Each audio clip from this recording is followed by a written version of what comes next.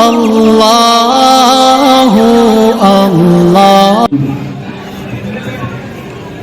الحمد لله رب العالمين والصلاة والسلام على أشرف الأنبياء وسادة الأتقياء وسيد المرسلين خاتم النبيين محمد وعلى آله وأهل بيته وصحبه أجمعين. أما بعد فقد قال الله تبارك وتعالى: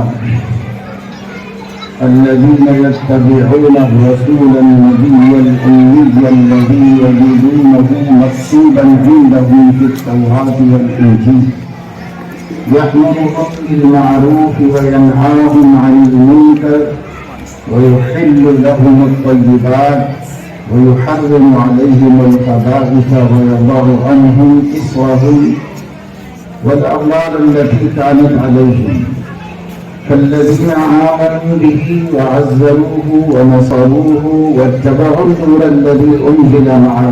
وہ جمعیت علماء کی جانب سے اسکول کے بچوں اور بچیوں میں حضرت نبی کریم صلی اللہ تعالی علیہ وسلم سے قربت و محبت میں اضافے اور تازگی کے واسطے کیا گیا مسابقتی پروگرام، اس کے نتائج اور پھر اس کے انعامات، یہ اس پروگرام کا اہم حصہ تھا جو آپ کے سامنے آیا اور پتہ چلا کہ قوم میں چھوٹے سے لے کر کے بڑی عمر تک، باشعور عمر تک بچوں اور بچیوں میں اتنی صلاحیتیں موجود ہیں کہ وہ کمالات کے مقابلے میں اپنے آپ کو آگے کر سکتے ہیں اور کامیابیاں حاصل کر سکتے ہیں. جیسے اسکول ایجوکیشن میں بچیوں کا جو توازن ہے وہ بچوں کے مقابلے میں زیادہ ہوتا ہے، اسی طریقے سے مسابقات میں بھی بچیاں بچوں کے مقابلے میں زیادہ بڑی تعداد میں کامیابی حاصل کرتی ہیں. اس کی دو وجہ ہوتی ہیں. ایک تو یہ کہ بچیوں کے ذہن یکسو ہوتے ہیں بنسبت بچوں کے، دوسرے یہ کہ ہمارے سماج میں بچیاں تعلیم محنت سے حاصل کرتی ہیں بمقابلے مردوں کے اور بچوں کے. اس لیے ان نتائج کو دیکھ کر ہمیں یہ سبق حاصل کرنا چاہیے کہ ہم اپنے بچوں کو بھی تعلیم کے میدان میں زیادہ باشعور بنائیں اور مسئول بنائیں کہ بچے تعلیم اچھی سے اچھی حاصل کریں اور زیادہ سے زیادہ مقابلہ میں حصہ لے کر آگے بڑھنے والے بنیں. نبی کریم صلی اللہ تعالی علیہ وسلم کی ہستی اور ان کی شخصیت اس عالم کے لیے عظیم المرتبت ہے. اللہ رب العزت کے بعد ہم ایمان والوں کا عقیدہ ہے کہ ان سے بڑھ کر اور برتر کسی کا مقام نہیں ہے.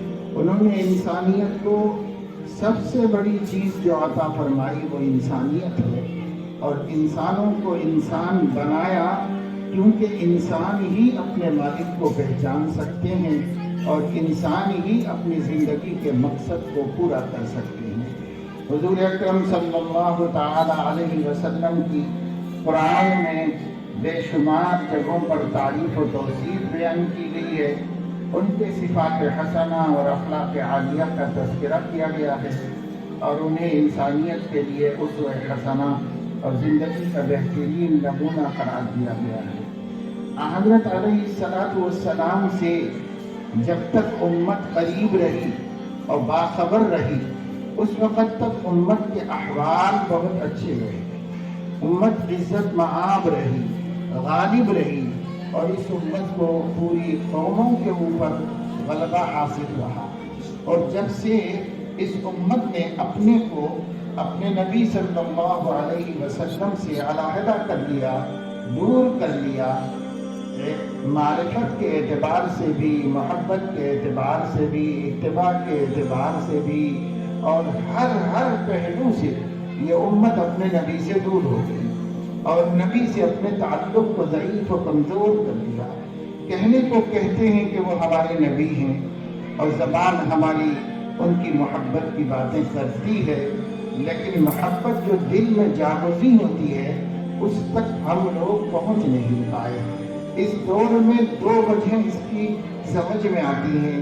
ایک تو یہ کہ دنیا میں مشغولی نے نبی پاک صلی اللہ علیہ وسلم کو جاننے پہچاننے کا موقع نہیں دیا. دوسرے یہ کہ جہالت کی وجہ سے ہم حضور علیہ السلام کو پہچان نہیں سکے. ملت اسلامیہ کی ایک بہت بڑی تعداد علم سے معرہ ہے، خالی ہے، بہت بڑی تعداد، نہ دین کا علم نہ دنیا کا علم. بس ایسے ہی کھیلتے کودتے گلی کوچوں میں بڑے ہو جاتے ہیں، پھر کسی کام سے وابستہ ہو جاتے ہیں، کوئی محنت مزدوری کرتے ہیں. دو چیزیں ہمارے اندر نہیں ہیں. ایک تو یہ کہ علم نہیں ہے، دوسرے یہ کہ ہنر اور پیشہ نہیں ہے. اور پھر یہ ہے کہ جب یہی دو چیزیں انسان کے غلبے کا، عزت کا اور زندگی میں کامیابی کا وسیلہ بنتی ہے، لیکن یہ ہمارے درمیان میں نہیں ہے. آج مسلمانوں کی بہت بڑی تعداد معاشی اعتبار سے خط غربت سے نیچے پڑی ہوئی ہے. اور ہم دیکھ رہے ہیں کہ کسی زمانے میں پھر بھی حکمرانوں کو تمام انسانوں سے ہمدردی تھی، لیکن آج حکمران جو حکومتیں کر رہے ہیں وہ انسانوں کو دو حصوں میں بانٹے ہوئے ہیں. بعض ان کے نزدیک قابل رحم ہیں، ان کے لیے تحفظ ہے، ان کے لیے ریزرویشن ہے، ان کے لیے سبسڈیز ہیں، ان کے لیے بینک سے قرض اور ان کی معافی کے سامان ہیں. اور کچھ لوگ ملک میں ایسے ہیں جو ان کے نزدیک کسی ہمدردی کے مستحق نہیں ہیں، ان کے ساتھ کوئی برابری نہیں ہے، ان کے حقوق انہیں میسر نہیں ہیں. صرف وہ اس ملک کی دھرتی کے اوپر اپنے بلبوتے پر جی رہے ہیں. یہ جو دوسری قسم کے لوگ ہیں یہ مسلمان ہیں. مسلمان اس ملک میں اب صرف اپنے بلبوتے پر زندگی گزار رہے ہیں. ان کے ساتھ جو ہمدردیاں ہونی چاہیے، تعلیم کے میدانوں میں ہونی چاہیے، اور جو سہولتیں ملنی چاہیے، اور جو ترقی کے راستے ان کو حاصل ہونے چاہیے، ان کی باتیں تو ہیں لیکن عملاً یہ مسلمانوں کو میسر نہیں ہے. ایک طرف یہ صورتحال ہے، دوسری طرف خود مسلمانوں میں شعور نہیں ہے علم کی اہمیت کا. ہم آپ کو یہ بات اس مبارک اسٹیج سے بتانا چاہتے ہیں آقا صلی اللہ علیہ وسلم کی نسبت اور ان کے حوالے سے کہ میرے دوستوں، بزرگوں، عزیز نوجوانوں، ہر نبی کا ایک معجزہ ہے اور خاص معجزہ ہے، اور وہ خاص معجزہ اس نبی کی امت پر اثر انداز ہے. حضرت موسیٰ علیہ السلام کو اللہ تعالیٰ نے اپنی ایک صفت تقلیب سے معجزہ عطا فرمایا تھا. موسیٰ علیہ السلام کی خاص شان یہ تھی کہ موسیٰ علیہ السلام کسی بھی چیز کی حقیقت کو بدل دیتے تھے اللہ کے حکم سے اور اللہ رب العزت کے دیے ہوئے معجزے سے. مثال کے طور پر وہ اپنا ہاتھ گریبان میں ڈالتے اور پھر اس کے بعد باہر نکالتے تو سورج سے زیادہ روشن ہوتا تھا اور چمکدار ہوتا تھا. یہ ہاتھ ہی ہوتا تھا لیکن سورج بن جاتا تھا. پھر جب اس سورج کو وہ اپنے گریبان میں ڈال کے نکالتے تو یہ دوبارہ عام ہاتھوں کی طرح ہاتھ بن جاتا تھا اور اس کا وہ کمال باقی نہیں رہتا. اس اعتبار سے ایک معجزہ نبی کو ایسا دیا گیا جو معجزہ آپ کے سامنے، لوگوں کے سامنے، مخلوق کے سامنے چیزوں کی حقیقت کو بدل دیتا تھا. اس کو تقلیب ماہیت کہتے ہیں، کسی چیز کی اصل ہی کو بدل دینا. جیسے آپ نے اپنی عصا زمین پر ڈال دی، بس جب وہ عصا زمین پر ڈالتے تو وہ اژدہا یا سانپ بن جاتا تھا، اور پھر جب وہ اس کو پکڑ کے اپنے ہاتھ میں لے لیتے تھے تو پھر وہ حسب معمول لاٹھی بن جاتی تھی. جادوگروں نے کہا کہ یہ جادو ہے، لیکن یہ جادو نہیں تھا.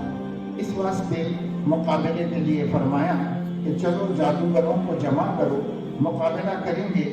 خود جادوگروں کو سمجھ میں آ جائے گا کہ میرے پاس معجزہ ہے، سحر نہیں ہے، جادو نہیں ہے۔ چنانچہ ایک دن مقرر کیا گیا یوم الزینہ کو، یعنی جو نیشنل ڈے تھا فرعون کی حکومت کا، اس نیشنل ڈے میں سب لوگ اکٹھے ہو کر کھیلتے تھے، کودتے تھے، آتش بازی کرتے تھے، پوجا کرتے تھے، عبادت کرتے تھے، کھاتے پیتے تھے۔ تو وہ دن بہت اچھا تھا جس میں پورے شہر کے لوگ ایک جگہ جمع ہوتے تھے۔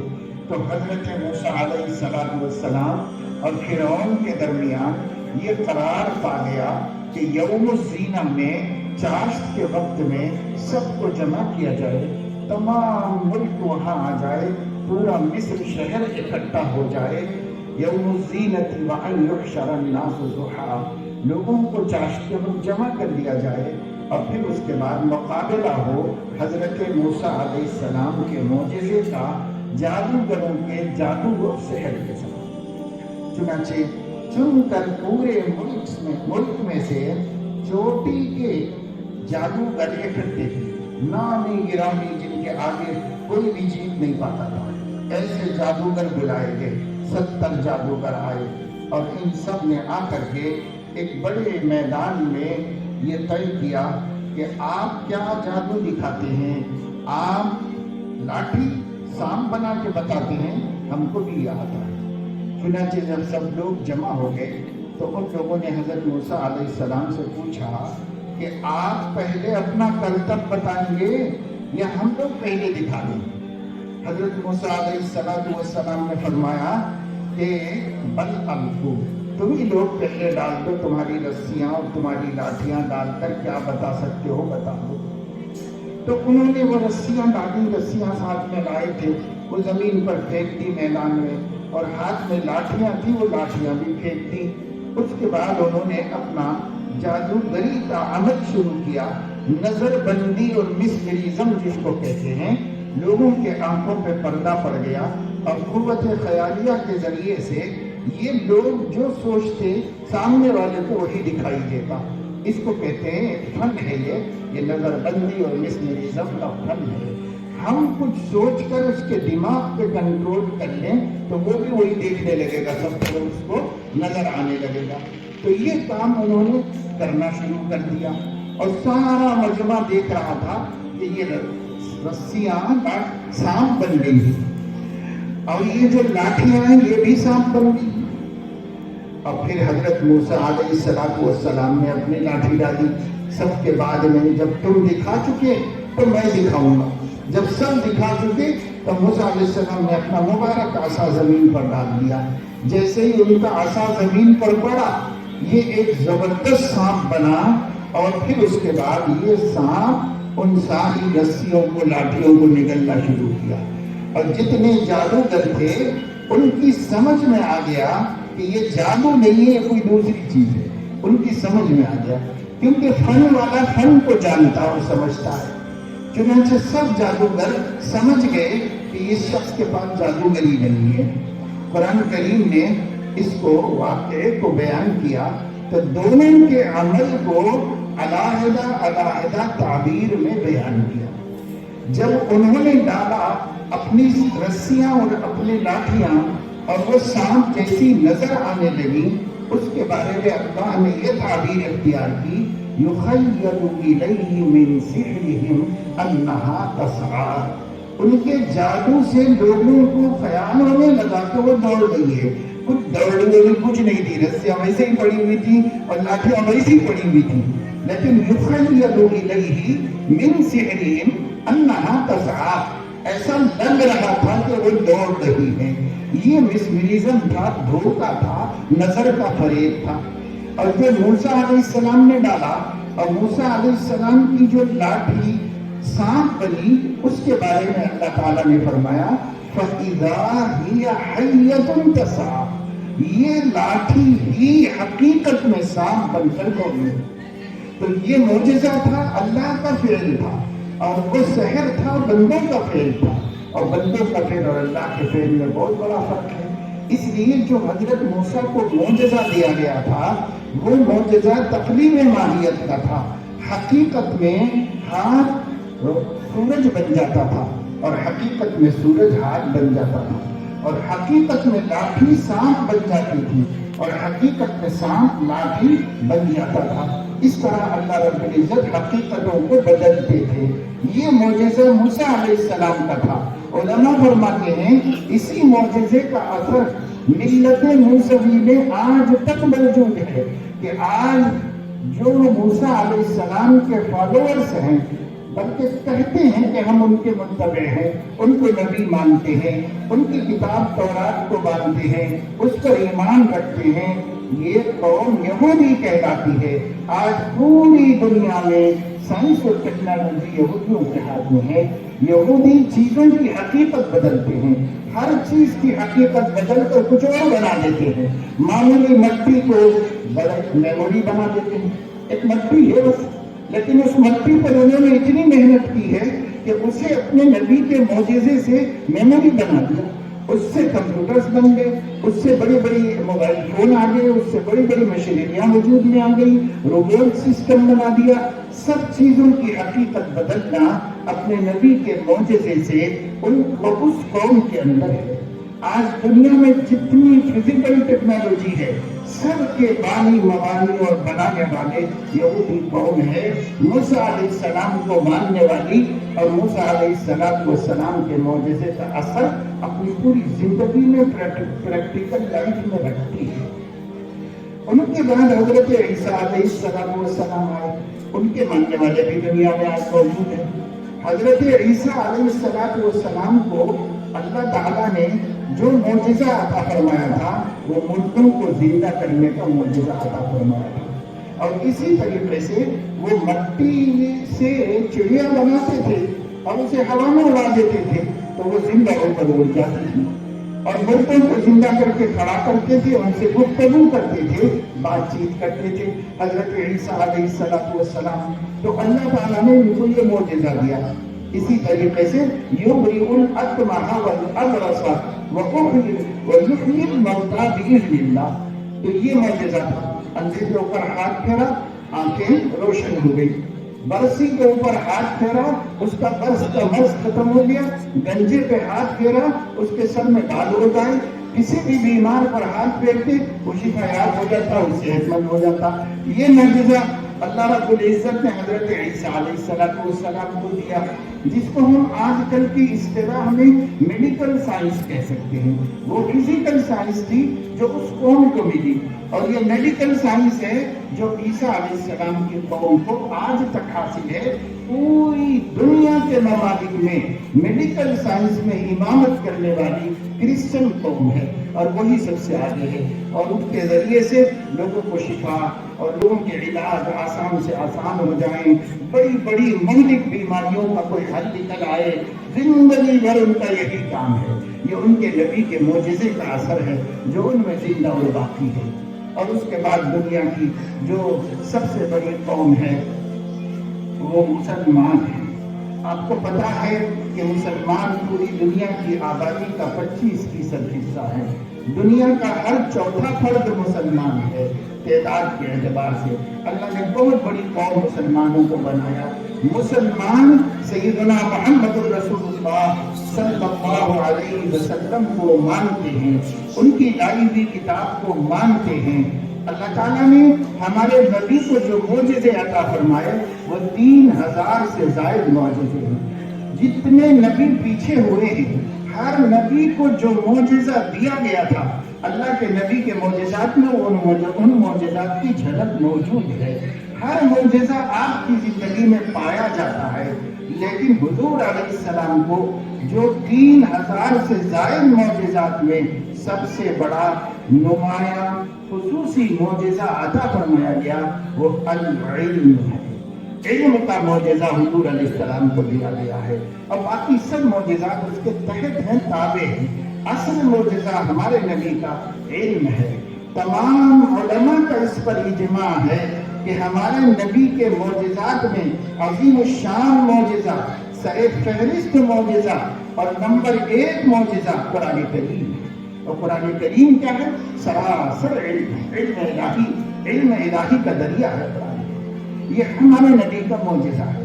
اس لیے علماء نے तमाम इस वक्त की जिंदा कौमों से तकाबुल करके बताया है कि दुनिया में सिर्फ मुस्लिम वाहिद कौम है, इल्म जिसका सरमाया है, इल्म जिसके नबी का असर है, जो उनकी जिंदगी में पाया जाता है। और इल्म क्या है? इल्म एक रोशनी है। इल्म नॉलेज जिसको कहा जाता है, ये एक रोशनी है, चाहे ये दुनिया के हवाले से हो, चाहे दीन के हवाले से हो, लेकिन हकीकत में कुरान हदीस में जिसको इल्म कहा जाता है वो किताब और सुन्नत का इल्म होता है। और बाकी सारे उलूम के ऊपर इस लफ्ज़ का इतलाक़ मजाजन होता है, हकीकतन नहीं होता। हकीकतन इल्म किताब और सुन्नत के इल्म को कहा जाता है, और मजाजन तमाम नॉलेज और मालूमात को इल्म कहा जाता है। तो दोनों चीज़ों की फजीलत इस्लाम में मौजूद है। एक आदमी को मुसलमान होने की हैसियत से सबसे पहले इल्म दीन हासिल करना चाहिए, और इल्म दीन बक़द्र ज़रूरत हासिल कर लेने के बाद आप दुनिया के किसी भी फन को हासिल करो और किसी भी इल्म को हासिल करो, कमाल ही है। अगर आदमी इंजीनियरिंग करे ये कमाल है, अगर आदमी मेडिसिन करे तो ये कमाल है, अगर आदमी साइंटिस्ट बने तो ये कमाल है, अगर आदमी एजुकेशनलिस्ट बने तो ये कमाल है, अगर आदमी टेक्नोलॉजिस्ट बने तो ये कमाल है।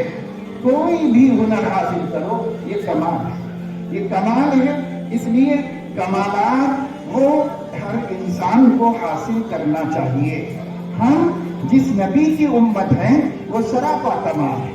अल्लाह ताला ने उनको हर पहलू से बाकमाल बनाया है, और नबी पाक सल्लल्लाहु अलैहि वसल्लम की ये उम्मत आज के इस दौर में आने के बाद बिलखुसूस हिंदुस्तान में और बिलखुसूस हमारे जुनूबी हिंदुस्तानी रियासतों के अंदर ये मुसलमान कौम जो है वो इल्म से बहुत दूर हो गई, बहुत दूर हो गई। आज मुसलमानों की तादाद का जायजा लो, बस्तियों में सर्वे करो कि मुस्लिम नौजवान एजुकेटेड कितने हैं और जाहिल कितने हैं।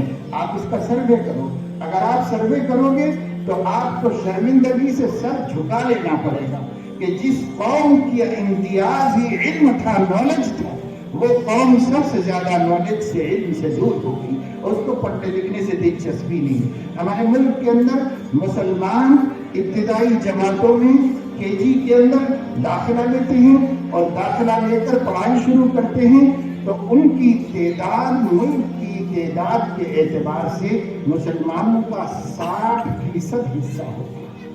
60% मुसलमान तालीम के लिए स्कूलों में जाते हैं, लेकिन 10वीं जमात तक पहुंचने तक 20% रह जाते हैं, 40% पढ़ना छोड़ देते हैं और तालीम दरमियान में तर्क कर देते हैं। ये है हमारे इल्म का की सूरत हाल, हमारे बच्चों की तालीमी जज्बे और शौक की सूरत हाल। अल्लाह के नबी सल्लल्लाहु अलैहि वसल्लम की सीरत के हवाले से मैं आपको ये बात बताना चाहता हूँ। तमाम लोगों को चाहिए, बिलखुसूस स्टेज पर जमीयत उलमा के जो कायदीन हैं, इन लोगों से भी मैं अर्ज करूँगा, मिल्लत इस्लामिया के अवाम को बिलखुसूस इल्म की तरफ मुतवज्जे करें, उनके लिए इल्म के रास्ते खोलें, उनको इल्म की फजीलत बयान करें, उनके गाँवों में जाएं, मोहल्ले में जाएं, सलम एरियाज में जाएं, टूटी फूटी बस्तियों में जाएं, उन्हें जोड़ें और उन्हें पढ़ने लिखने की अहमियत बताएं और उनके लिए स्कूलों का बंदोबस्त करें और उनकी तालीम का निज़ाम। कोई कौम दुनिया में इज्जत हासिल नहीं की जहालत के साथ। हम कैसे बाइज्जत हो सकते हैं जाहिल कौम बनकर के? हमें इल्म हासिल करना चाहिए। आज मुसलमानों को दो चीज़ों की तरफ बहुत ज़्यादा तवज्जो देने की ज़रूरत है, एक इल्म की तरफ, एक हुनर की तरफ। हुनर भी मुसलमानों में बहुत कम है। लोग कमा रहे हैं, हुनर के जरिए से खूब कमा रहे हैं, लेकिन मुसलमान बहुत कम हुनरगार हैं। हुनर क्या है? जो इंसानी ज़रूरत के पेशे हैं, इसको हुनर कहते हैं। ये क्या है? जगह जगह IT स्कूल कायम हैं, जगह जगह हुकूमत की तरफ से सिखाने के सेंटर्स कायम हैं, लेकिन हम उसमें हिस्सा नहीं लेते। हमारे यहाँ हैदराबाद में बाज़ बड़े मालदार लोगों ने, अमेरिका वगैरह में सेटल हैं, उन्होंने मुसलमानों में अपने वतन के मुसलमानों के खातिर بہت سرمایہ لگا کر بڑی جگہ لے کر بڑے اچھے اچھے سکھانے والوں کو رکھ کر کے وہاں مشینریز فراہم کر کے الیکٹریشین بنانا اور موٹر میکینک بنانا، اے سی میکینک بنانا، اسی طریقے سے بائک میکینک بنانا اور ہنر سکھانا، مختلف پیشے، مختلف کمپنیوں میں کام کرنے کی لیاقت پیدا کرنا، یہ سب چیزیں سکھانے کے لیے انتظام کیا ہوا ہے۔ لیکن مجھے کبھی بلایا تھا تو میں گیا سروے کر کے دیکھنے کے لیے، تو انتظامات تو عالی شان ہیں اور سب فری انتظامات کر کے رکھے ہوئے ہیں، لیکن اس کے باوجود ان کے مینجمنٹ کی شکایت یہ ہے کہ غیر مسلم بچے تو آ کے داخلے لے رہے ہیں، مسلمان نہیں آتے داخلے لے رہے۔ یہ ہم لوگوں کی بے حسی ہے۔ ہم عزت نہیں پا سکتے جب تک کہ ہم باکمال نہ ہوں۔ ہنر ایک کمال ہے۔ ایک سینیٹیشن کے لیے بڑے بڑے دولت مند انتظار کر رہے ہیں، ہاتھ جوڑ رہے ہیں کہ بیٹا میرے پاس آ جاؤ، میرا کام پہلے کرا دو، میرے گھر میں بہت پریشانی ہے، میرا کام پہلے کرا دو۔ ایک مرتبہ ایسا ہوا ہمارے ہاں کہ ایک ہمارے چیف منسٹر تھے اسٹیٹ کے، وہ چیف منسٹر نے کسی چیز کے سلسلے میں کچھ اپنی ناراضگی ظاہر کی پریس کانفرنس میں، تو ناراض ہوتے ہوئے یہ کہا کہ میرے گھر کے فرسٹ فلور سے جو ہے ٹوائلٹ کا پانی ٹپک رہا ہے، ایک ہفتے سے میں جو ہے آدمی کو تلاش کر رہا ہوں، مل نہیں رہا ہے، پہنچ نہیں رہا ہے، کام نہیں کر رہا ہے، پریشان ہوں گے۔ تو دیکھو چیف منسٹر ہے لیکن ایک ہنر داتا محتاج ہے، ایک ہنر جاننے والے کے لیے تڑس رہا ہے، تڑپ رہا ہے۔ میں ایسے مسلم نوجوانوں کو جانتا ہوں جو اگرچہ کہ میری پوری زندگی میں انگلیوں پہ گنے جانے کے اتنے عدد ہیں، لیکن ان لوگوں کے ہنر نے ان لوگوں کو اس ملک کے متعصب سے متعصب غیر مسلم کے ذہن میں، دل میں ایک عزت دی ہوئی، ان کا مقام ہے۔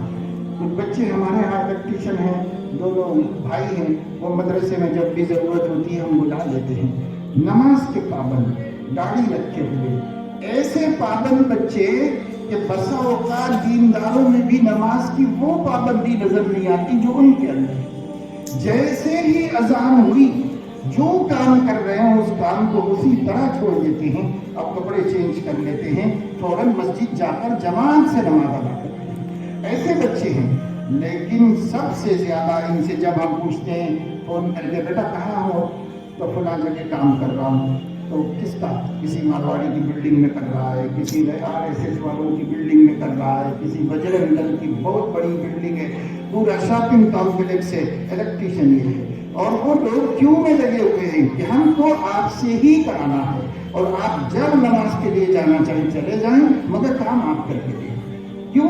صاف ستھرا کام کرتے ہیں، دیانت کے ساتھ کرتے ہیں، دھوکہ نہیں دیتے، اور ان کو اطمینان ہوتا ہے کہ ان کو کام دے کر ہم کو نگرانی نہیں کرنی پڑے گی، وقت پہ کر کے دے دیتے ہیں۔ اور ایسے لوگوں کی نماز سے بھی شکایت نہیں ہے، ایسے لوگوں کے روزے سے بھی شکایت نہیں ہے، ایسے لوگوں کی داڑھی سے بھی شکایت نہیں ہے۔ آپ کو کوئی کمال ہی نہ ہو اور آپ صرف یہ سنت و سنت کی باتیں کریں گے تو بے کمال لوگوں کو کون عزت دیتا ہے بھائی؟ کمال پیدا کرو اپنے اندر۔ کمال آدمی کو منواتا ہے، کمال آدمی کی ضرورت کا قائم کرتا ہے آدمی۔ لیکن ہمارے قوم نہ ہنر سیکھنے کے لیے تیار ہے، نہ علم حاصل کرنے کے لیے تیار ہے۔ حضرت شیخ سعدی رحمۃ اللہ علیہ نے صدیوں پہلے فرمایا تھا، ان کی کتاب گلستہ میں یہ بات ہے کہ اگر آدمی کے پاس یا تو ہنر ہونا چاہیے یا تو علم ہونا چاہیے، اگر آدمی کے پاس علم بھی نہیں ہے، ہنر بھی نہیں ہے، مال بھی نہیں ہے، تو کہیں بھی جائے گا عزت نہیں پائے گا۔ اگر یہ چیزیں اس کے پاس موجود ہیں تو وہ باعزت ہو جائے گا، جہاں بھی جائے گا کسی کا محتاج نہیں ہے، اپنے ذریعے سے وہ اپنی زندگی کا سامان خود کرے گا۔ میں آپ کو سیرت میں اس کی مثال بتاتا ہوں۔ نبی کریم صلی اللہ تعالی علیہ وسلم جب ہجرت کر کے مدینہ منورہ تشریف لے گئے تھے تو ہجرت کرنا مسلمانوں پر فرض تھا۔ جو بھی مسلمان ہے کسی جگہ پر ہے اسے مدینہ آنا ضروری تھا، وہ اپنا وطن چھوڑ دے اور مدینہ آ جائے۔ مکہ فتح ہونے کے بعد ہجرت کا یہ حکم منسوخ ہو گیا، نہ ہجرت بعد الفتح کہا گیا۔ فتح مکہ کے بعد اب ضرورت نہیں تھی ہجرت کی، فتح مکہ سے پہلے اپنی سیکورٹی اور سیفٹی کے واسطے ہر کلمہ گو کو مدینے کے دارالسلام میں آ جانا ضروری تھا، وہیں اس کی حفاظت ہو سکتی تھی۔ اس لیے حکم تھا آ جاؤ بھائی، جو کلمہ پڑھ لیا مسلمان ہے مدینہ آ جاؤ ہجرت کر کے، چھوڑ دو بال بچوں کو، وطن کو، گھر کو، مکان کو، جائیداد چھوڑ کے آ جاؤ، سب چھوڑ کے آ جایا کرتے تھے۔ تو ایک ایک لوگ آ رہے تھے مکے سے، جو مسلمان بنتے مدینہ آ جاتے، جو مسلمان بنتے مدینہ آ جاتے۔ لیکن اب سوال یہ تھا کہ ایک دو لوگ تھوڑے ہی، سینکڑوں ہزاروں لوگ مہاجرین آ رہے ہیں ہجرت کر کر کے، اور نبی پاک صلی اللہ علیہ وسلم کا مکہ مدینہ منورہ میں ابھی بیت المال نہیں قائم تھا، اور کوئی ذریعہ آمدنی کا نہیں تھا، صرف آپ اس شہر کے حکمراں تھے، اور اس کے لیے دولت، پیسہ، خزانہ کچھ بھی نہیں تھا آپ کے پاس۔ آنے والے اتنے سارے لوگوں کو کہاں سے کھلائیں گے؟ ان سارے لوگوں کی ضرورتیں کون پوری کرے گا؟ تو اللہ کی تعلیم سے حضور علیہ السلام کو یہ بات سمجھ میں آئی کہ ایسا کرنا چاہیے کہ بیت المال کو یا مجھے ان کی پرورش کی ذمہ داری اٹھانے کے بجائے جو یہاں کے مقامی شہری ہیں، ان مقامی شہریوں کے ساتھ ایک مہاجر کو بھائی بنا دینا چاہیے، اس کا بھائی بنا کے اس کو دے دو، اب وہ دیکھ لے گا میں کس کس کو دے دوں گا، کتنے لوگوں کو سنبھالوں گا۔ واقعی نہیں سنبھال سکتے تھے آپ، تو حضرت علیہ السلام نے مواخات کا یہ عمل شروع کیا۔ مواخات کے معنی ہے بھائی بنانا، بھائی بنانے کا عمل شروع کیا۔ اب ایک مہاجر آتا خدمت میں پہنچتا، کہاں سے آئے ہو؟ کھلاؤ، اچھا کیا کسے؟ یا رسول اللہ اپنے جسم کے کپڑوں سے حاضر ہو گئے ہوں، اب آپ کے حوالے ہوں، مسلمان ہوں، کلمہ گو ہوں۔ حضرت علیہ السلام نماز کے بعد اعلان فرماتے بھائی کون ہے ایک مہاجر کو اپنا بھائی بنا لے؟ تو کوئی کھڑا ہوتا ہے، یا رسول اللہ مجھے میرا بھائی بنا دیجیے، تو آپ اس کا بھائی بنا دیتے، باقی ساری فکریں وہی لے جا کے کر دیتے۔ یہ بڑا اچھا سسٹم حضور نے بنایا تھا، بغیر کسی خرچے پرچے کے تمام مہاجرین مدینے میں سیٹل ہو گئے، اور مدینے میں آباد ہو گئے تمام مہاجرین۔ انصار کا بھی کوئی نقصان نہیں ہوا، بلکہ نبی کے بنائے ہوئے بھائی کو اپنے سگے بھائیوں سے زیادہ محبوب اور عزیز رکھتے تھے، جس کا ذکر قرآن میں اللہ نے فرما دیا۔ یہ انصار کی خوبی تھی۔ اب مہاجرین کی خوبی کیا ہے؟ مہاجرین میں جو نہایت کمزور تھے، واقعی بہت محتاج تھے، وہ تو انصار کا بوجھ بنے، لیکن کوئی بھی مہاجر جو صحت مند سلامت تھا وہ کسی کا بوجھ نہیں۔ اب ایک صحابی آئے، حضرت عبد الرحمن بن عوف رضی اللہ عنہ۔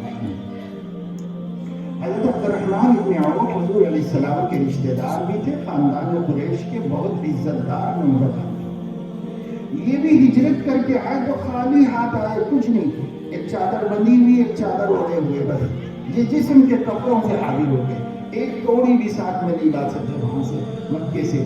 اور جب مدینہ پہنچے تو بالکل محتاج پہنچے، حالانکہ وہاں اچھے بڑے تاجروں میں سے، لیکن یہاں محتاج بن گیا۔ حضور علیہ السلام نے دیکھا ایک معزز ہے، معزز خاندان کا آدمی ہے، کسی معزز خاندان کے آدمی سے بھائی چارگی کرنا ہے۔ چنانچہ حضور اکرم صلی اللہ علیہ وسلم نے ان کا بھائی چارہ مدینے کے ایک رئیس حضرت سعد کے ساتھ کرا دیا۔ حضرت سعد ان کو لے کے اپنے گھر گئے اور جا کے کہا آپ کو اللہ کے نبی نے میرا بھائی بنایا، آپ میری ہر چیز کے حقدار ہیں، میرا کوئی بھائی نہیں، آپ میرے بھائی ہیں۔ اس وقت میرے پاس 2 مکان ہیں، ایک مکان آپ لے لیجئے، جو آپ لے لیں گے دوسرا والا لے لیں گے۔ میرے پاس کھیت ہے، آدھا آپ کو دے دینا چاہتا ہوں، جو حصہ آپ لے لیں گے باقی کا آدھا میں رکھ دوں گا۔ میری 2 بیویاں ہیں، اس زمانے تک پردہ اور حجاب کے احکام نہیں آئے تھے، انہوں نے کہا میری 2 بیویاں ہیں، آپ جس کو پسند کر دو میں جواب دے دیتا ہوں، اپنی بیوی بنا دو اور دوسری والے کو میں رکھ دوں گا، یعنی نہ صرف آدھا لوں گا بلکہ تمہاری پسند والا لوں گا۔ ایسا بھائی ملا ان کو مدینے منورہ میں، اور یہ بھائی کسی باتیں نہیں تھی، یہ لوگ حقیقت میں ایسا ہی کرنے والے تھے۔ حضرت عبد الرحمن بن عوف نے سب سنا، تعجب کیا، کیسے بندے ہیں، کیسے لوگ ہیں، اپنا سب کچھ ایک اجنبی کو صرف نبی کے بھائی بنا دینے سے دینے کے لیے تیار ہے، آدھا آدھا ہر چیز میں سے آدھا لے لو، نبی نے بھائی بنا دیا ہے۔ انہوں نے خوشی کا اظہار کیا اور اس کے بعد یہ کہا اللہ کے کرم سے میں محتاج نہیں ہوں، جوان ہوں، صحت مند ہوں، ہنرمند ہوں، تجربے کار ہوں، مجھے کسی بھی چیز کی ضرورت نہیں۔ اللہ تمہارا بھلا کرے، تمہاری بیوی کو بھی تم ہی رکھ لو، تمہارا کھیت بھی تم ہی رکھ لو، اور تمہارا گھر بھی تم ہی رکھ لو، مجھے بازار کا پتہ بتا دو، میں مارکیٹ میں جا کر خود کچھ کاروبار کروں گا۔ انہوں نے اوقاس کا پتہ بتا دیا۔ اوقاس مدینے میں مدینے کی ایک منڈی تھی، اوقاس تو مکے کی منڈی تھی، انہوں نے مدینے کی ایک منڈی کا پتہ بتا دیا، اس میں گئے اور وہاں جا کر کے انہوں نے مال لے کر آنے والوں سے بات چیت کی، ایک کامیاب تاجر کی طرح بات چیت کی، کیونکہ تجربہ تھا، اور انہوں کو بڑا بھروسہ ہوا ان کی بات چیت سے، تو ان سے ادھار خرید لیا مال، اور ان سے ادھار خریدا ہوا مال دن بھر میں فروخت کر دیا، اور ان کے پیسے شام کو ادا کر دیے، اور جب اپنے بھائی کے گھر واپس آئے تو کچھ گھی لے کر کے آئے اور کچھ پنیر ساتھ میں نفے میں لے کر بچا کے لے کر کے آئے، بخاری شریف کی حدیث ہے۔ اور جب وہ گھر میں آئے انہوں نے اپنے جن کے بھائی بنائے گئے تھے ان کو دے دیا کہ بھائی یہ کچھ انتظام کر دو، کھانے پینے کا ہم بھی سامان دے دیا۔ یہ صحابہ کرام کی سنت کو زندہ کرنے کی ضرورت ہے۔ کسی کا بوجھ مسلم نوجوان نہ بنے، کوئی کسی کا بوجھ نہ بنے، اگر وہ خوشی سے بوجھ بنا لینا چاہتا ہے تو وہ بھی نہ بنے، اور اس سے کہے شکریہ آپ کے جذبات، اللہ آپ کو مبارک کرے، مجھے کچھ نہیں چاہیے، میں خود ایک انسان ہوں، الحمدللہ جوان ہوں، صحت مند ہوں، بیمار نہیں، لاچار نہیں، معذور نہیں، میں کماؤں گا اور میں اپنے پیر پر خود کروں گا، مجھے کسی کی ضرورت نہیں۔ یہ نبی کی سنت ہے، اور نبی صلی اللہ علیہ وسلم اس کی اجازت کسی کو نہیں دیتے کہ وہ صحت مند ہو کر دوسرے کا محتاج بنے، اس کی اجازت نہیں۔ آج مسلمانوں کی ایک بڑی تعداد کا سروے کیجئے، 25 سال 30 سال کے ہیں اور باپ کا کھا رہے ہیں اور دوسروں کا بوجھ بنے ہوئے ہیں۔ کیوں مسلمان ایسا کرتے ہیں؟ ان کے سامنے نبی کی سیرت نہیں ہے، نبی کی تعلیمات نہیں ہے۔ حضور اکرم صلی اللہ علیہ وسلم کے پاس ایک صحابی آئے اور ان صحابی نے حضور علیہ السلام سے مدد طلب کی، آپ نے ان کی مدد کر دی، دوبارہ آئے تو مدد کر دی، پھر آئے تو فرمایا اس وقت میرے پاس دینے کو کچھ بھی نہیں ہے، تم یہاں بیٹھے رہو، پھر اگر اللہ دے گا تو میں دے دوں گا۔ حضور علیہ السلام نے ان سے پوچھا تمہارے گھر میں کوئی چیز ایسی ہے جس کو بیچا جا سکے؟ تو کہنے لگے یا رسول اللہ بہت محتاج ہوں، صرف چمڑے کا ایک بچھونا ہے جس کو بچھا کر ہم میاں بیوی اس پہ سو جاتے ہیں، اس پہ لیٹ جاتے ہیں، بس اور اس کے علاوہ کچھ بھی نہیں، یہ ایک پیالہ ہے میرا جس میں ہم لوگ کھانا کھائیں۔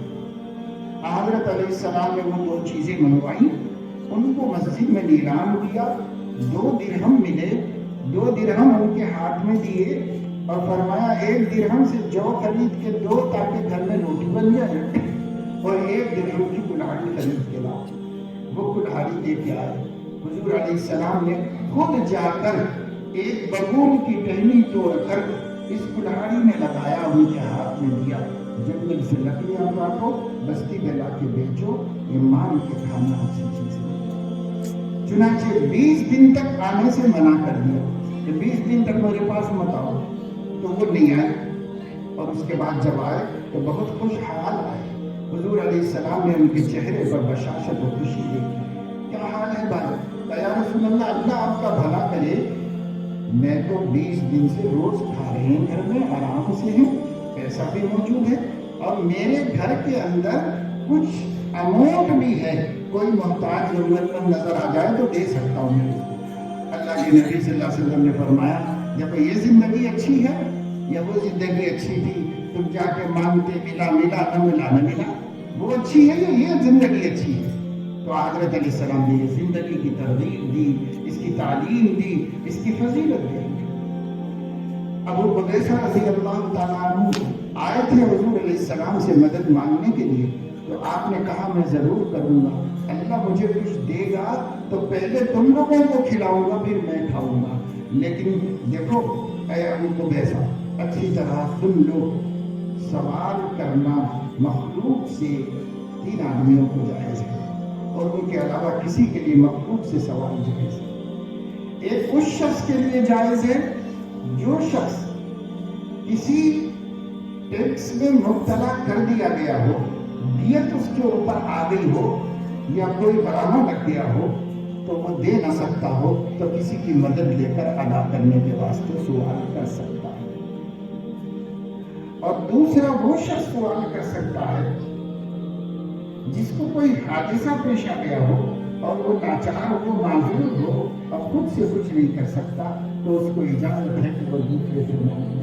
قرض اتنا زیادہ ہو گیا اب ادا کرنے کی کوئی صورت نہیں تو وہ مدد مانگ کر قرض ادا کر سکتا ہے۔ تیسرا وہ شخص جس کی گھر میں فاتح ہونے کے لیے محلے کے 3 آدمی شہادت دے سکیں وہ شخص سوال کر سکتا ہے، اور چوتھا کوئی سوال نہیں کر سکتا، اگر کرے گا تو یہ سوال قیامت میں اس کے چہرے پر ذلت بن کے آئے گا اور اللہ کے سامنے محشر میں رسوا ہونا پڑے گا۔ جس نبی نے یہ تعلیم دی ہے اس نبی کی امت کو خود مکتفی ہونے کی کوئی فکر نہیں کہ بھئی معاشی طور پر ہم خود مکتفی ہو جائیں، ہمارے پاس کوئی ہنر ہو اس ہنر سے ہو جاؤں، یا ہمارے پاس علم ہو، ڈگری ہو، اس کے ذریعے سے ہو جائیں، کسی ذریعے سے ہو جائیں۔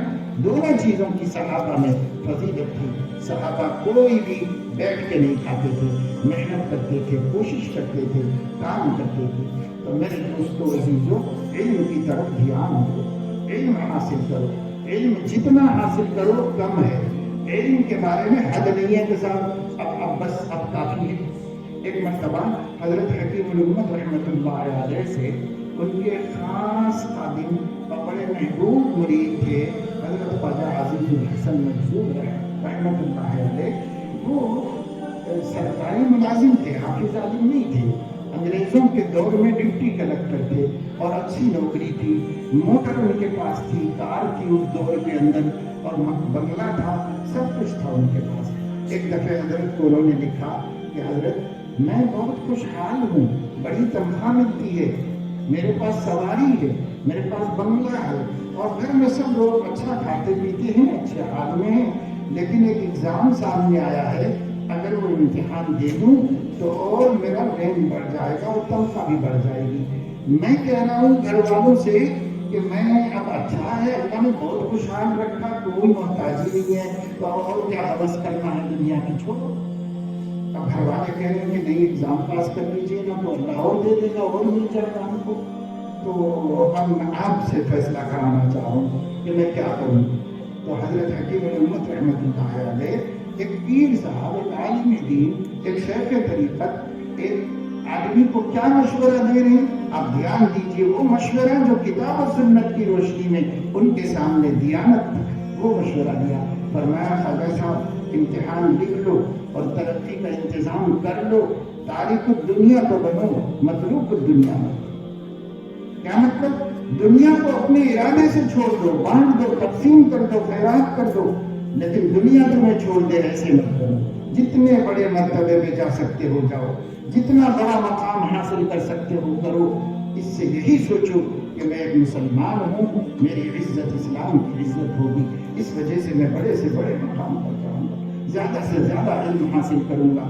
حضرت علیہ السلام نے لوگوں کو مختلف لینگویجز سکھائی۔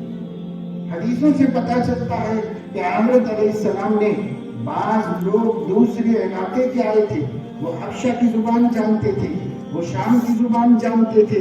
حضرت علیہ السلام نے صحابہ سے کہا ان لوگوں سے زبان سیکھ لو، موقع اچھا ہے تاکہ ہمیں دین کی دعوت کے لیے یہ زبانیں کام آئیں اور اس سے دین پھیلا سکیں، اس لیے زبانیں سیکھ لینے کا حکم دیا۔ اور حضرت علیہ السلام نے کسی زبان سے اجنبیت کا شکوہ نہیں کیا کہ یہ ہماری زبان نہیں، اللہ کی زبان تو قرآن کی زبان تو عربی ہے، ہم کو کوئی زبان نہیں چاہیے۔ نہیں، اسلام پھیلانے کے خاطر اور اپنے اندر کمال پیدا کرنے کے خاطر ہر زبان سیکھنے کی ترغیب دی اور اس کی اہمیت بیان فرمائی۔ تو میرے عزیزو دوستو، آج سیرت النبی صلی اللہ علیہ وسلم کے حوالے سے یہ پیغام آپ سب کو اور آپ کے ذریعے سے اس شہر کی سماج کو ہم یہ دینا چاہتے ہیں کہ خود مختار بنو، خود مکتفی بنو، حکومتوں کے شکوے کرنے کی کوئی ضرورت نہیں ہے، کسی کا کوئی سوائے وقت خراب کرنے کے ہمیں کوئی فائدہ نہیں ہے۔ اپنے کو قادر بناؤ لائق بناؤ, کہیں سیٹ ہونے کے لائق بناؤ, ہم کو دنیا کا مطلوب بناؤ اپنے کو, کہ دنیا ہمیں ڈھونڈ رہی ہو کہ ارے یہ آدمی اس کے اندر ہم بناؤ.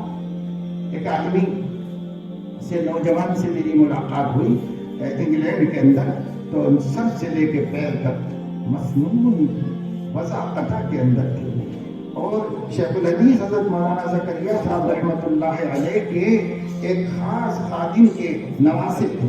انہوں نے ان کے بارے میں ان کے نانا نے مجھ سے بتایا کہ میرا نواسا ہے اور اس نے تعلیم حاصل کی ہے اور پوسٹ گریجویٹ ہے.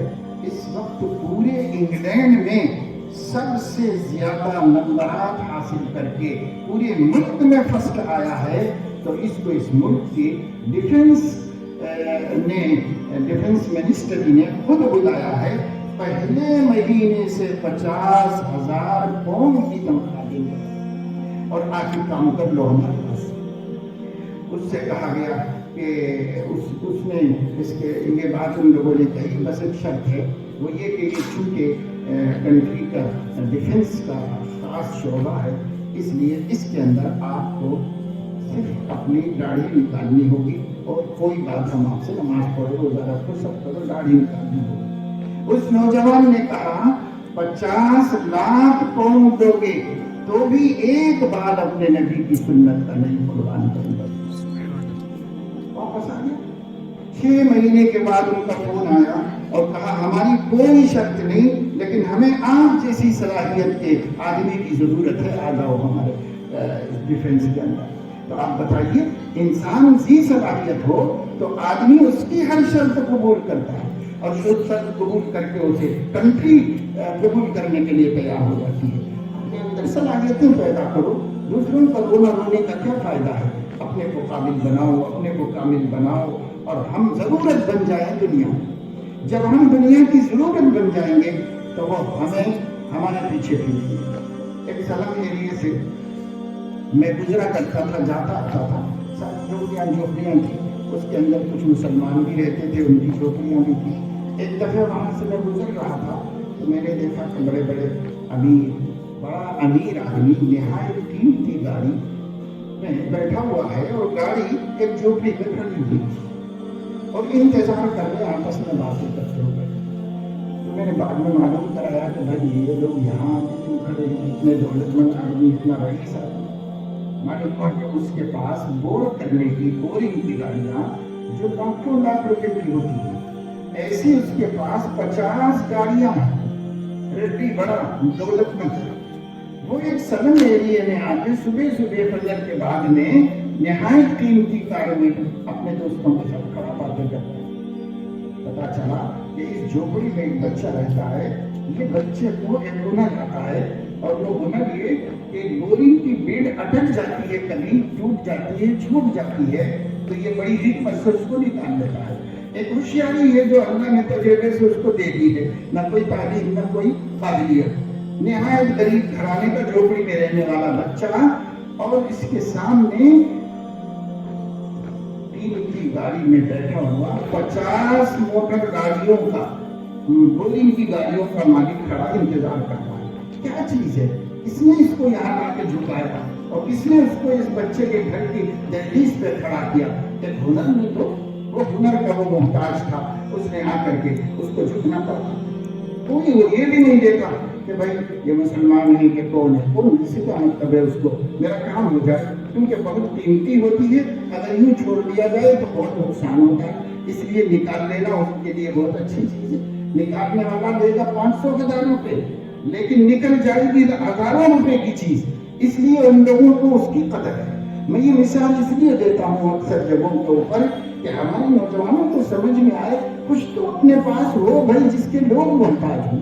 اگر لوگ ہمارے محتاج نہیں ہیں تو ہمیں حرف غلط کی طرح کنارے کر دیں گے, ہماری کوئی ویلیو نہیں ہوگی, کوئی وزن نہیں ہوگا. اس لیے یا تو علم دین کا کمال حاصل کرو, یا تو علوم عصریہ میں کمال حاصل کرو, یا سائنس فزکس میں کمال حاصل کرو, یا جغرافیہ میں کمال حاصل کرو, یا ہنر میں کمال حاصل کرو. کسی چیز میں کمال پیدا کرو, عزت کی نظر سے دیکھے جاؤ گے اور عزت کی روزی پاؤ گے. اس لیے مسلم نوجوانوں کو چاہیے کہ کہ یہ بیکاری چھوڑیں. آج زنا اور نشہ مسلمانوں میں عام ہو گیا ہے. ہم کیا بتائیں, اپنے لوگوں میں بولتے ہوئے بھی شرم آتی ہے اور باہر کے مجموعوں میں تو بول بھی نہیں پاتے.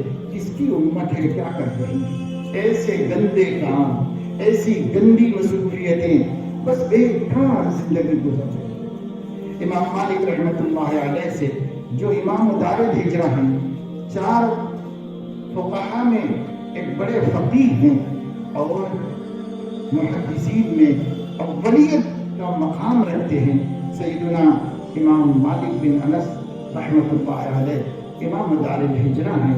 امام مالک رحمۃ اللہ علیہ نوجوانی میں دین کی طرف زیادہ راغب نہیں تھے.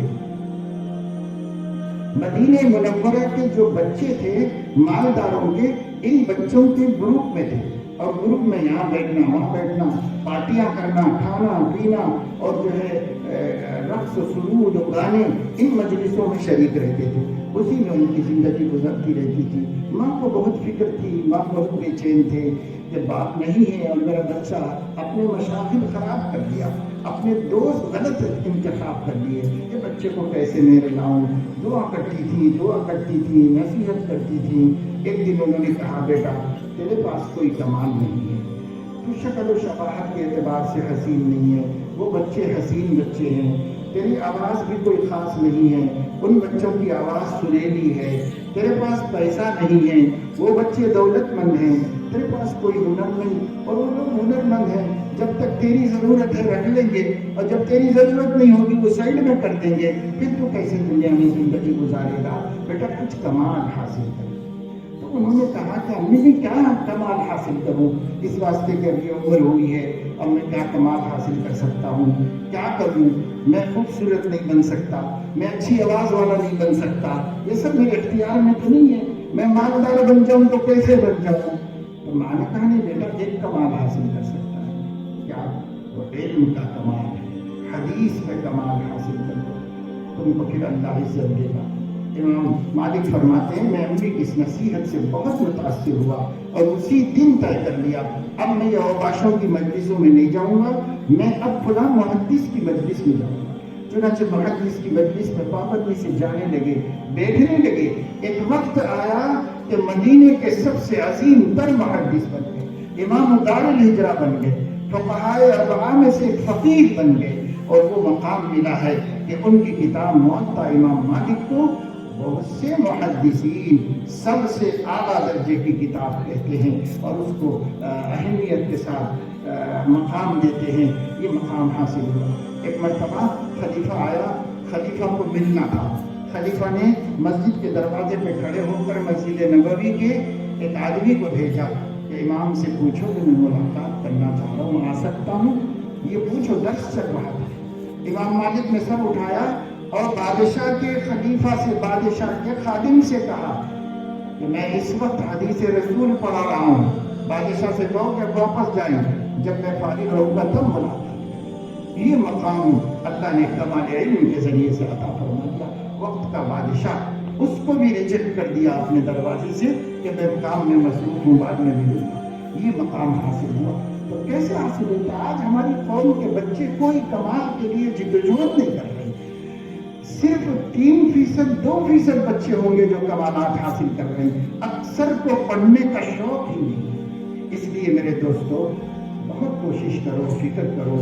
اس ملک کے حالات تیزی سے بدل رہے ہیں. ہم ایک ایسے مستقبل کی طرف جا رہے ہیں جس مستقبل میں اپنا مقام ہم طے کرنا اب مشکل ہے. اس وجہ سے ہم مذبذب ہیں, ابھی ہم کچھ طے نہیں کر پا رہے. ہم اللہ سے ایک طرف امید رکھے ہوئے ہیں کہ اللہ تعالیٰ اس مایوسی میں سے آس کو نکالے گا اور اللہ رب العزت اس قنوت کے بعد نشر رحمت فرمائے گا. ہم اس امید میں ہیں کہ شاید شر سے خیر نکلے گا. امید میں ہے, امید رکھنی بھی چاہیے اللہ پاک سے, لیکن حالات تو شر سے شر کی طرف بڑھنے کے ہمارے سامنے ہیں. ایسے میں اگر ہم اپنی غفلت کا پردہ چاک نہیں کریں گے, اگر ہم اپنی بے حسی کا تلسم نہیں توڑیں گے, اگر ہم اپنے آپ کو بالکل دنیا سے علیحدہ رکھ کر زندگی گزارنے کا وتیرہ نہیں چھوڑیں گے, تو میرے دوستو حالات کا مقابلہ کرنے کے ہم اہل نہیں ہوں گے. حالات ہمیں کچل دیں گے، حالات ہمیں مٹا دیں گے، اس لیے اپنے کو اہل بنانا ہے۔ اہل بنانے کے لیے صلاحیتیں پیدا کرنا ہے، قابلیتیں پیدا کرنا ہے، ہر فیلڈ میں، خواہ وہ عصری تعلیم کی ہو یا دینی تعلیم کی ہو، اپنے کو باکمال بنانا ہے۔ الحمدللہ مدارس کے اندر طلبہ دن رات محنت کر رہے ہیں، پڑھ رہے ہیں۔ میں کسی مدرسے میں جاتا ہوں، ابھی رات میں آنا ہوا سفر سے مجھے مغرب کی نماز پڑھنی تھی، تو شہر میں داخل ہوتے ہی پہلے مدرسہ ملا، مسجد نظر آتے ہی ہم نے کہا بھائی یہاں اتر جاؤ، پہلے نماز پڑھ لیں مسجد میں جا کر کے۔ تو مدرسہ پہلے گیا تھا لیکن باہر سے میں مسجد ہی سمجھا اس کو، لیکن جب داخل ہوا تھا یہ تو مدرسہ ہے، یہاں آنا ہوا اس سے پہلے۔ تو مدرسے کی مسجد میں داخل ہوئے، بچے بیٹھ کر قرآن پڑھ رہے تھے سب مسجد میں، یہاں سے لے کے وہاں تک پوری مسجد میں قرآن پڑھا گیا۔ فجر سے پہلے چلے جاؤ، طلبہ اٹھ کے قرآن پڑھ رہے ہیں، پوری امت سو رہی ہے اور وہ قرآن کریم کی تلاوت کر رہے ہیں، مطالعات کر رہے ہیں، سبقیات کر رہے ہیں، صبح میں اٹھ کر کے دن بھر پڑھتے رہتے ہیں۔ میں بھی مدرسہ چلاتا ہوں، بچوں کو 11 بجے رات میں بھی یہ کہنا پڑتا ہے کہ اب اجازت نہیں ہے پڑھنے کی، زبردستی لائٹ بند کرنا پڑتا ہے۔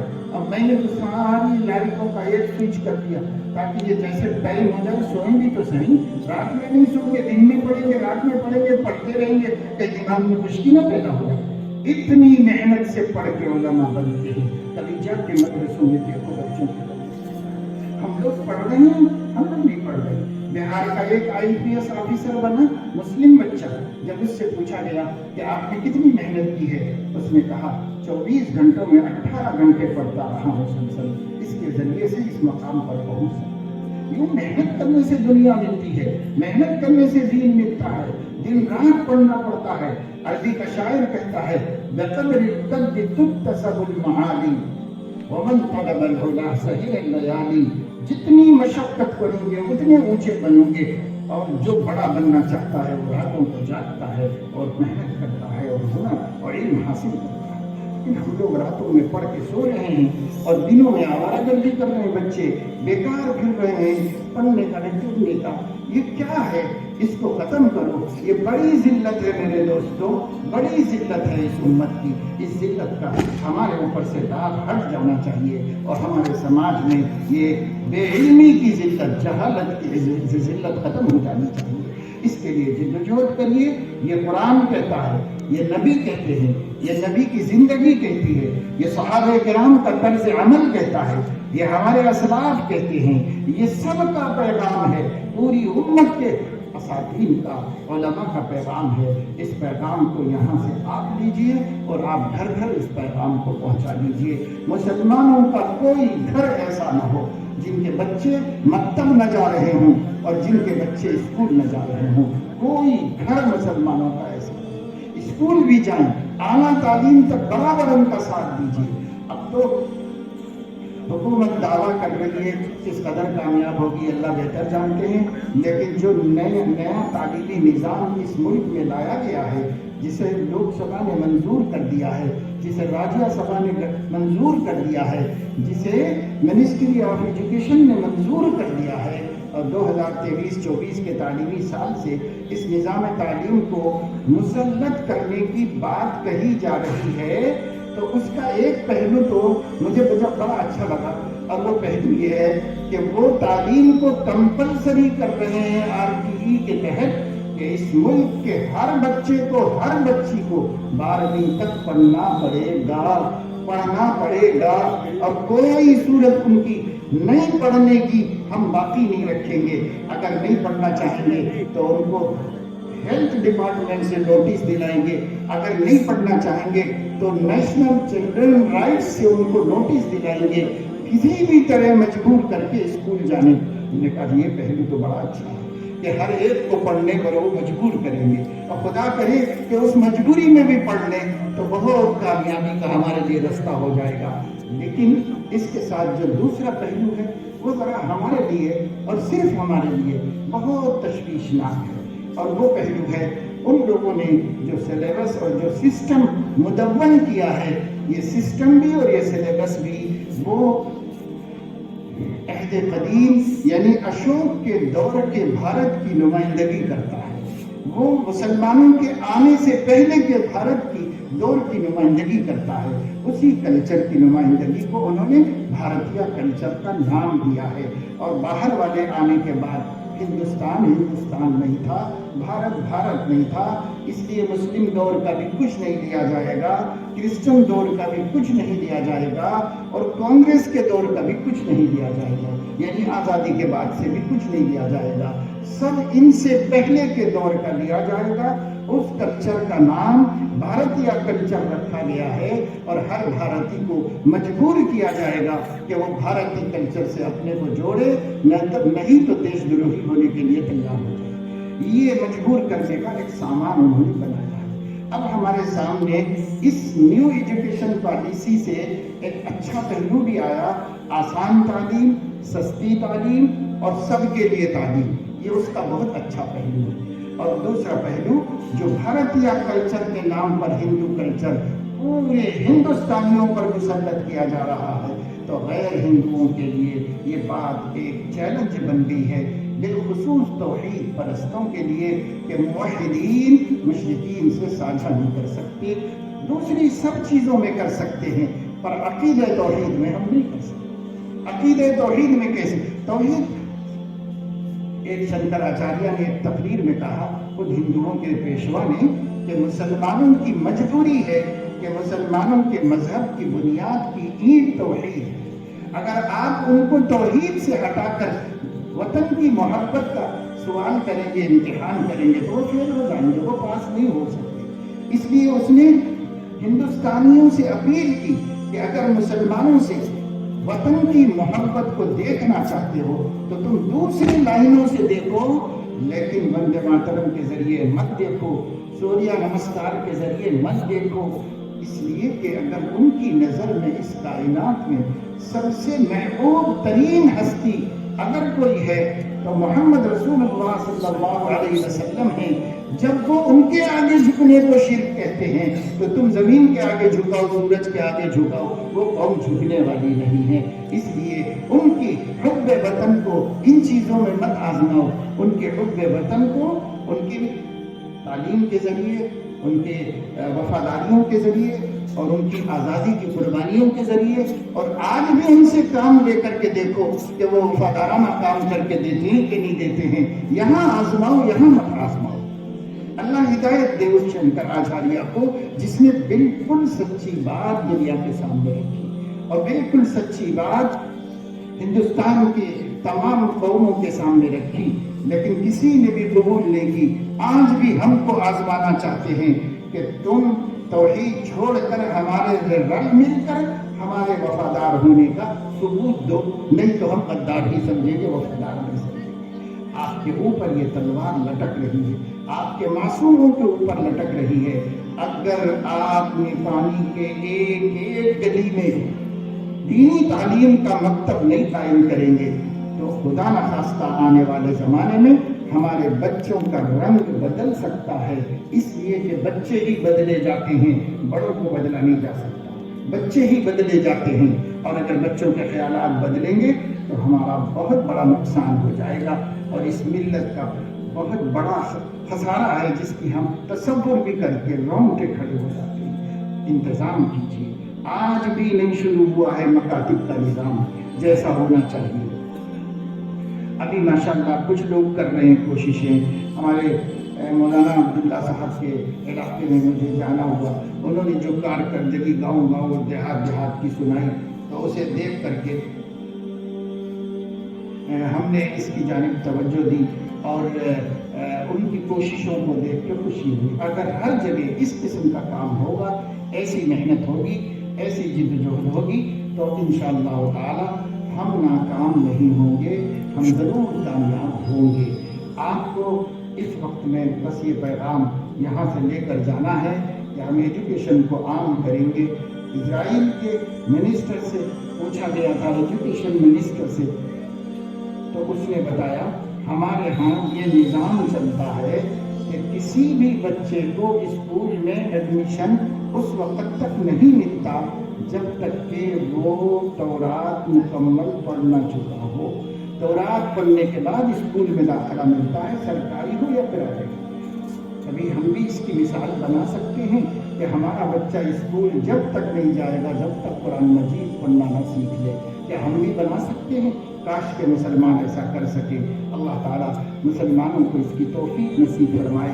سب سے پہلی تعلیم ایمان، عقیدہ اور قرآن کی تعلیم ہے، اس کے بعد ساری تعلیمیں ہیں، اس کی بھی ہم ہمت افزائی کرتے ہیں اور اس کی بھی ضرورت کا آپ کے سامنے اظہار کرتے ہیں۔ یہ پروگرام کا وقت مقرر ہے، اس وجہ سے اتنی ہی باتوں پر میں اس کو گفتگو ختم کرتا ہوں اور آپ لوگوں سے امید رکھنا چاہتا ہوں کہ آپ تعلیم کو سماج میں عام کرنے کے لیے اپنے نبی صلی اللہ علیہ وسلم کی سیرت طیبہ کی روشنی میں جدوجہد کریں، کوشش کریں اور ایک کامیاب محنت کر کے سارے علاقے کو تعلیم یافتہ بنائیں۔ اللہ تعالیٰ اس کی ہم سب کو توفیق نصیب فرمائے۔ آمین وآخر دعوانا الحمدللہ۔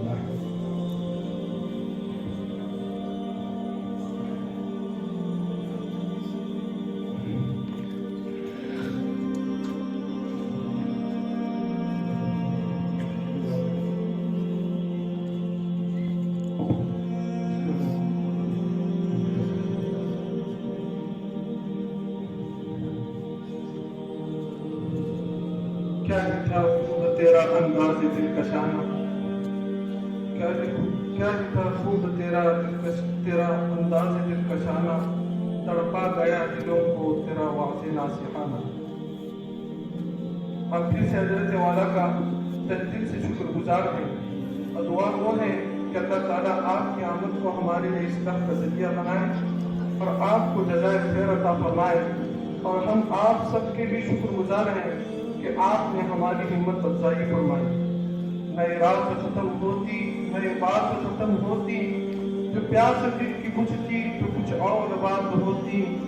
دل سے جو بات نکلتی ہے اثر رکھتی ہے، پر نہیں طاقت پرواز مگر رکھتی ہے۔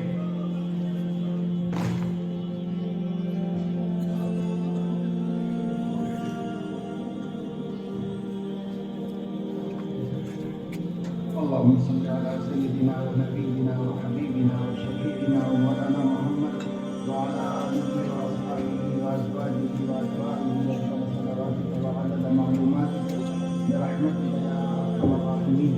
اللهم إنا نسألك من خير ما سألك منه نبيك محمد صلى الله عليه وسلم، ونعوذ بك من شر ما استعاذ منه نبيك محمد صلى الله عليه وسلم۔ أنت المستعان وعليك البلاغ ولا حول ولا قوة إلا بالله۔ اے اللہ، ہم آپ سے سوال کرتے ہیں اپنے لیے اور پوری امت مسلمہ کے لیے ان بھلائیوں کا جن کا حضرت محمد صلی اللہ علیہ وسلم نے آپ سے سوال کیا ہے، اور پناہ چاہتے ہیں اپنے لیے اور پوری امت مسلمہ کے لیے ان برائیوں سے جن سے سرور عالم صلی اللہ علیہ وسلم نے پناہ مانگی ہے۔ انت المستعان وعليك البلاغ ولا حول ولا قوة إلا بالله۔ سبحان ربك رب العزة عما يصفون